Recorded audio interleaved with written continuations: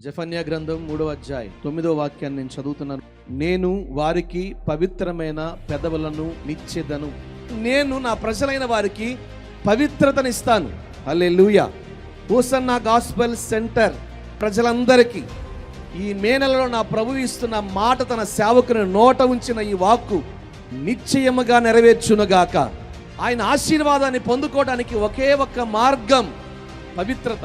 అంటే ఒకరోజు కాదు, 2 రోజులు కాదు, ఎల్లప్పుడూ ఒక వ్యక్తి తన జీవితంలో పరిశుద్ధతను కలిగి ఉండాలి.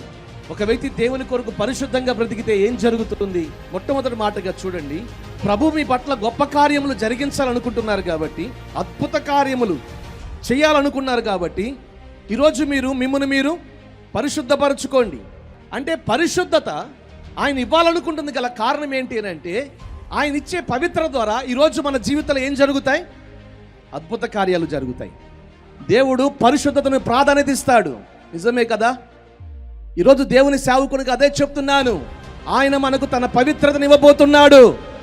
మునుపెన్నడూ చూడని అద్భుతములు మన జీవితంలో కలిగేటట్లుగా ఆయన మన జీవితంలో తన ద్వారా కలిగే పవిత్రతను దయచేయునుగాక. రెండో మాట, ఎందుకు ఆయన పవిత్రతను ఇవ్వాలనుకుంటున్నారు అంటే, పవిత్రత లేకుండా, పరిశుద్ధత లేకుండా ఎవడు దేవుణ్ణి, అందుకనే కదా ఈ లేఖనం స్పష్టంగా సెలవిస్తా ఉంది. నీలో హృదయ శుద్ధి, పరిశుద్ధత ఉంటే స్వయాన సృష్టికర్తైన దేవుని యొక్క ముఖ దర్శనం నీకు కనబడుతుంది. ఆఖరి మాటగా చెప్పే మాట అదే.